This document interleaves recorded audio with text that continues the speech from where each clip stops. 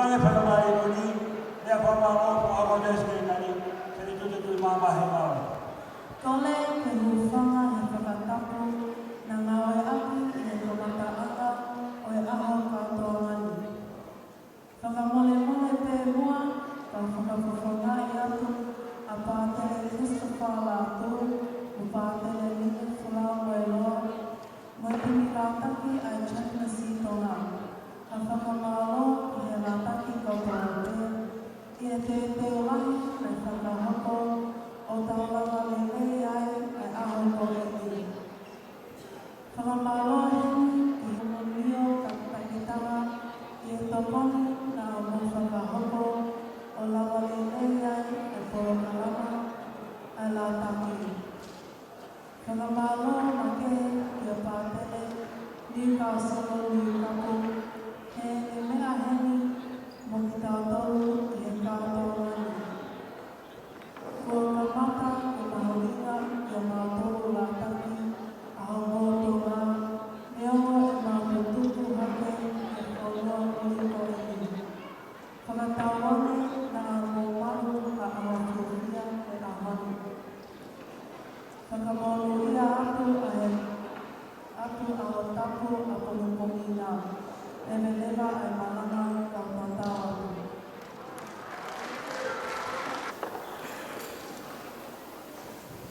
O kore te ro. O whangātu e tau whakapapanu. O kātoa mā. Hei ki oi aho koe. Ramua i ki whainamanie. E whamamua e koroa. O ome mō kō. E mampo, begia kula ngā, whamaramore, mō whamai e ki. Kai umai ki whanamare, e whaiawai e whawhonga pātere o Chaplin, kai toa kakorika o Paraia. Roa ki koe whamāmo ake. Ke ngāhi kopu neo, koe ngāhi rātaki o kātoa. Ai teo ngāhi, teo ka whakawha o whea. Ke ngāhi mahina mo rau sipua ki ai, koe whakatamo mai ki he aho.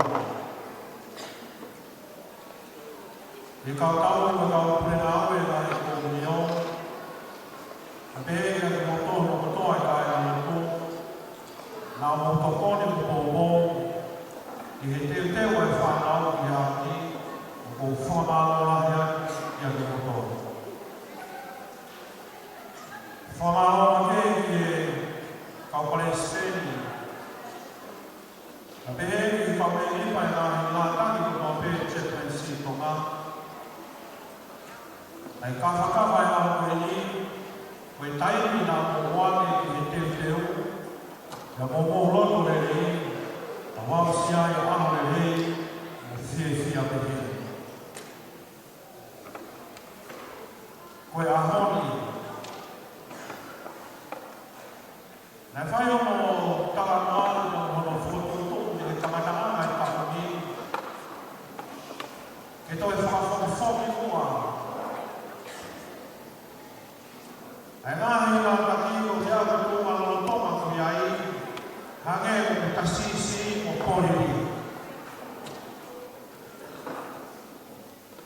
E nei whai rewa anō whakawhaki nā lana e whakautau koe ni, e toi whakawhoki ai ki he mea nā uwanga ki ai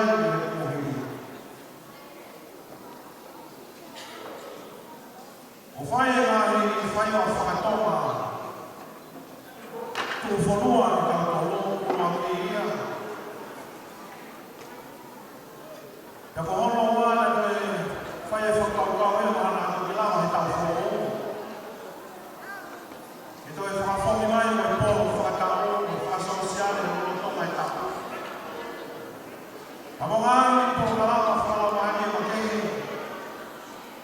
ke tokanga kei whanau i he lolotonga i kuku ai ako. I ao monite o ike ni, i ao kua pure lumo. Na kukau e pai ki e ao e whae kau chaplain for all kunoa be. Kau pātere whō muna o hiki mai ki ngāwa i Wapalani. O me tahaere ngā e mea mai wha mawhanga i a Tuantono. E he vika seni a re. O whamore mone o tō o toka ngā o whamawha. Ke ngā i ethnic group. Ki tau tonu tō ngā. Nea mo mea he ngāhi palokia, o ke kau peki he ngāhi palokia, kai owai he ngā wai e o tōru ai teluti koi tōru. O me tae ngā he uhinga nei o whotunga e ngā koe ni, ke kei whamanau a peki a koe pia moa, a moe whanau nei whanau i usilani, a ho nau tonga o kei tonga. Ang whaingata aia ke te whainga o hāua e tōna. Tangi nau tōro nau noho i tōna, nau tōna. I tau tōro kau tōna kau noho i usilani o kau tōna. I nau tōro o 50-50 tōna o nau tōna. A koe whamananu nei whaingai ki a nau tōro te mau tokanga aku. Ke kei whakahoko aku no tausi. E ngāhi unu ngā whakahomua e tōna.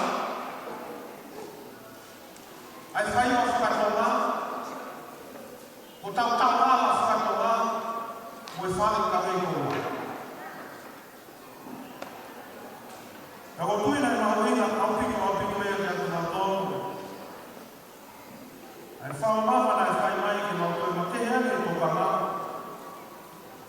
Ka te whito i he whanau la taki me chaplain tonga. Kei ngā i mea maari e whakaori o whakatonga i a honi. Ngā i whawhonga o toki lawe e o ngā tau i he ngāhi ngā kaki. Ka moe ngāhi kōmunia. Mana koe tahaya hano e rei, koe aho koe ni ka mono he mangi e rio, ke omea i nau tō, koe nau tō ki asie i ahoni. Me tahaya nai mea whawhi e whiataha kia te au. E sio kia te nau tō mau tau mai. Ka pēr mea i e taha koe toka mahi e au i ahoni. Ngāhi ngā kaki i kai e whupōpōki, e he kau tau ki me kau pure nā aue. Ka pehe ki he ngāhi kōnio, e ni ihi.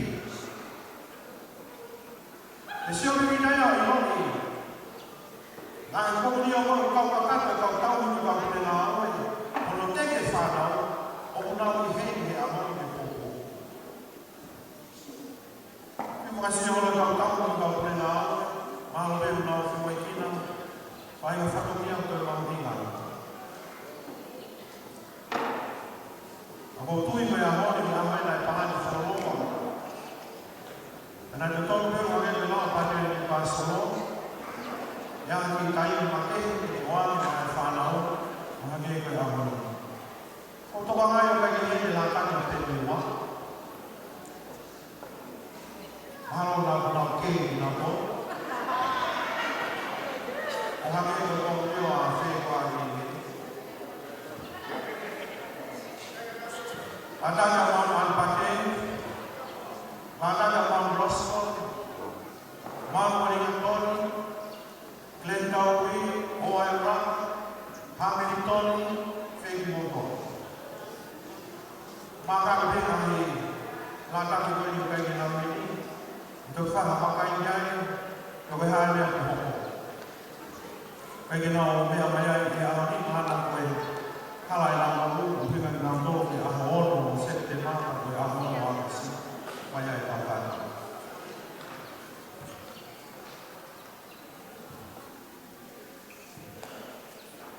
Me tau whoo, me whai whakawau, me polo parana ka tau pia ki te whanoto.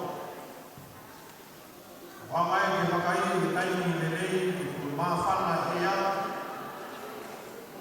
Ia white i me rei, ke kautoro, ke tuko e a tō. O ke whakai ke tau whoo, mo whi taimi koe sai a nei, ke whanoko polo parana koe. O tui e kamata ia e hama i le hoko hoko atu. Polo kalamani i chaplaincy tōna. Mo i kai koe e whi auhi, au i ngā ka pake tau whi auhi ke tau ke. Kai ke ngana pehe ke wāhenga, ke hā, ke tau ke kua ke pāre i ngā whu. Si ke whāo hōwhai auhi. Ka weinga e whiko koe a koe, o me poke mau o tau koe. Oia.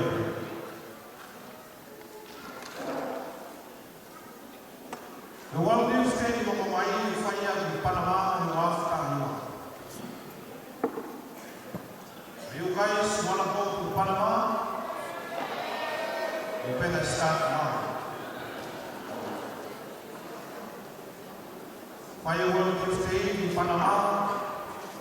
Ya ko koe o ke whiakau ki ai, o tō rea ke kamata koe i te taimi, saving ai whea ki ai o te kai maa. Ako ka maure ke saving koe ki ai, i tawe tōku ka hoko mai, you will be Panama for sure. Whai whakauau ki ai, i whakure koropu, teo ki nga whonte nga whiamu, e whai e whaia, saving e ngai kawake ke, o ki ngā kātoa ko ia, ki nā tō koe e awe ki ai, o māna roa ka sere kute o whiana mea, o nā māka tuma ki nā tō he lāka ki. Nā wake ko tūpa koe ni tiu ni ai o, māka nā o mai, o nā kai. E whai mai e whaafere i tōna me e kare ki tā, Mo presidente di YC, e falava con conferenze, si trova di UEFA rugby di semana. Na fara per la Kalau banyak frekuensi, alasan diwafani dan langsung kawan jai, pembuatan, atau berbagai hasil.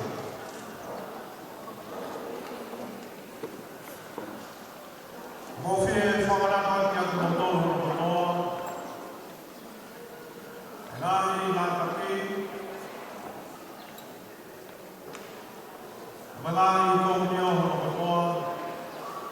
Mahuinga, may lakang mahuinga, kaya ako kung whanau, hindi ko makuwi, kamumunang tayo. Kapag na ikay kikilantan ko ay kamay ko ifahe, at ako whanau puto, hindi ko whanau, hindi tayo yung nalatak tayo. Ay, kung tayo yung biyo lang niyan, hindi niya nalatak niya. Ako siyo, puto, biyo lang yan, hindi nalatak niya. Yung natulaya ko ang aking waway na ikay kailangan kapag kamaya, tendency ko po yung whanau sisip niya. Ako ay polera mo ito rin kaya yung motor. O kumay, family mo na whanau mo ay pupuin mo kung whanau, inulot mo ay malagay ko. Yung ay sumabak mo, may nakakita. Whāsipe, pure ngā langi, au pure ngā moe, au tauki. Ai mātua, ai tamai whae e mahi lāka ki, o ki motoro o katoa e mahi kōmio.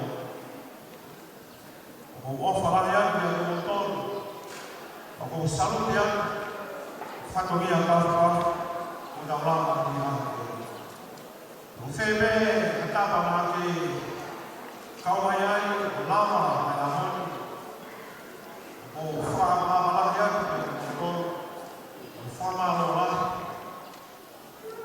Ngāwe, o tau lama ki hake, o whakatawangi mai nā tata, i kai te ospea a ni, o e tau sit beautiful o e kapi.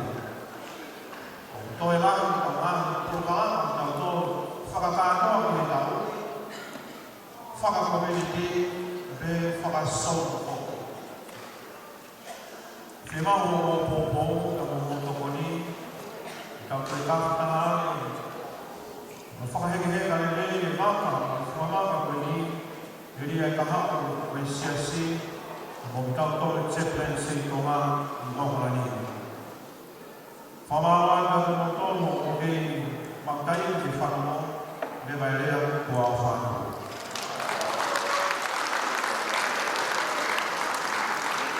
Whamaranga ke nai rā taki ka hiri, e loto tā pāmi tōko e whiawhini, o rea ki mo kākau mai ki Huma Stacey, o e ka soani ki nai e kā whakātoa koe, e amiha ata ki tau mare rei, te pēe whoki hei o te. E rau lotu, e oa koe ka mai, me hao, me lau mare maare.